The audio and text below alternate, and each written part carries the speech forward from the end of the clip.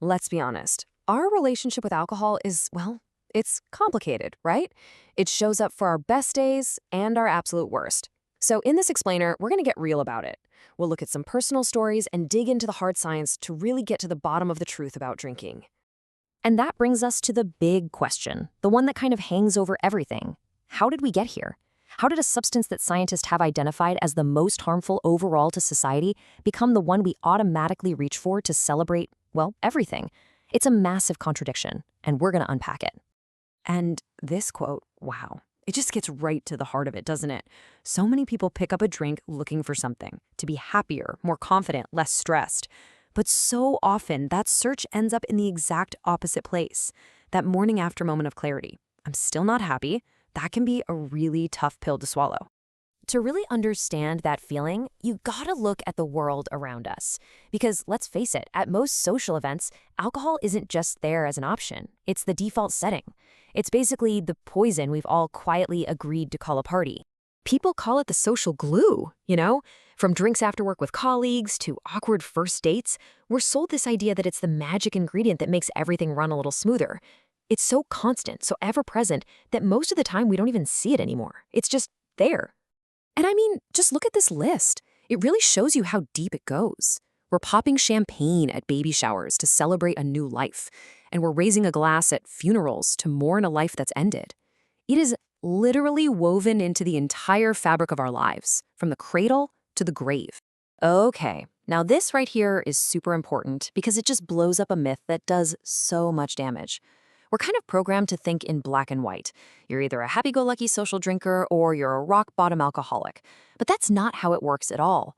The reality is a spectrum. Someone called it a booze elevator, which is a perfect analogy. You can be anywhere on that ride, and the most important thing is, you can choose to get off at any floor. So let's pivot for a second. Let's move away from the social side of things and get into the hard science. Because while we're all laughing and toasting and having a good time, our bodies, well, our bodies are fighting a war on the inside. All right, I want you to forget the word alcohol for a minute. The word you really need to know is acetaldehyde.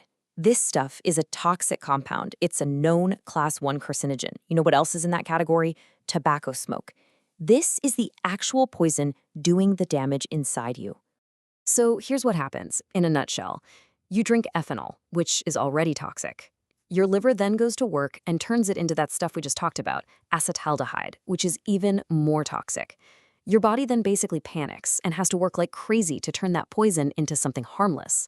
The key thing to get here is that from the first sip, your body is in a state of emergency, desperately trying to process poison. And you know that feeling we call being drunk? The buzz, the giddiness, the lack of coordination? That's not some magic party trick.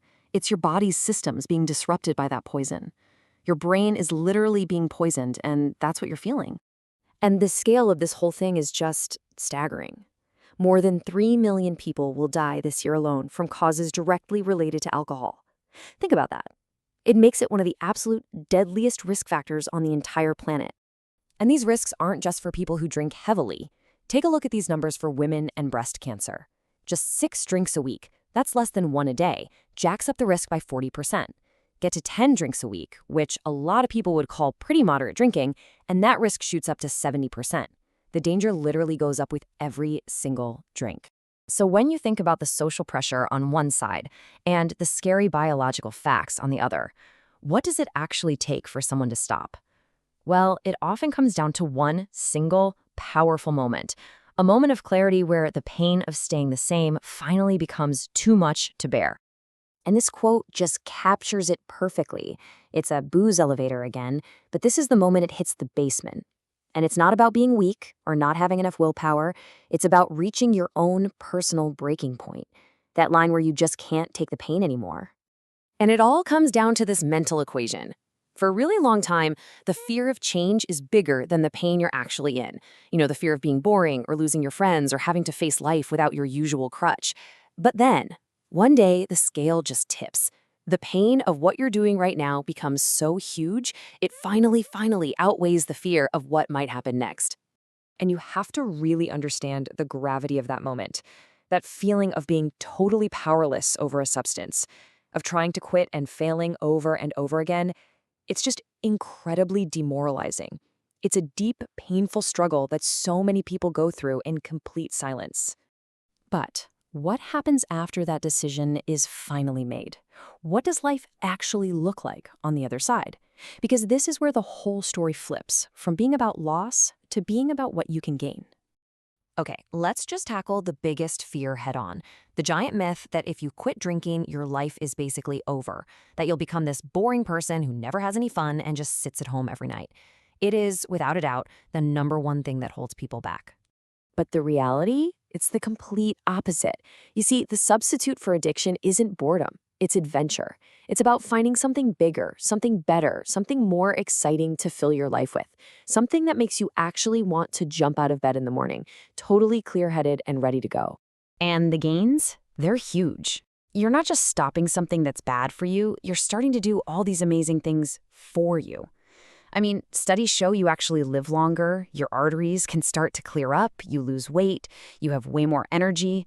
It's not about what you give up. It's about stepping into a life that becomes, as one person put it, immeasurably better.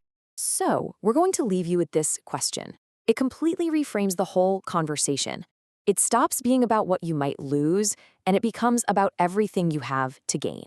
So ask yourself, what is the big, exciting adventure in your life that's worth protecting?